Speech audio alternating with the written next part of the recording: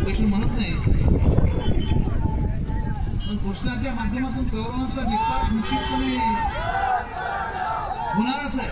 त्यांच्या नावातच घोषणा या ठिकाणी असं वाटतं की जेवढा भावनिक आमचा सहकार्य त्यांनी जे नातं ठेवलं आईचं, या नावाला आईचं नाव, आईच्या बद्दल असणारे ममता,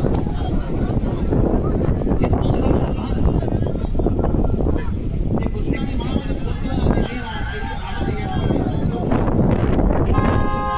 आईच्या नावाची स्फूर या ठिकाणी निर्माण केलं. उदाहरण कसं की कुठे तुम्हाला आठवत असेल,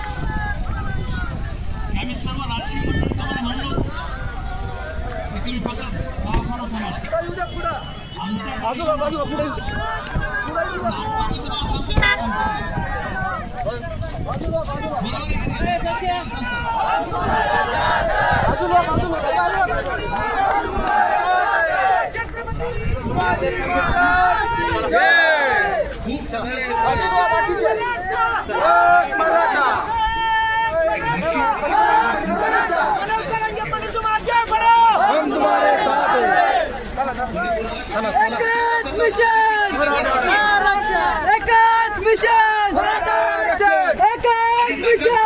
आज आपल्या पाठीमागे या ठिकाणी उभा आहे.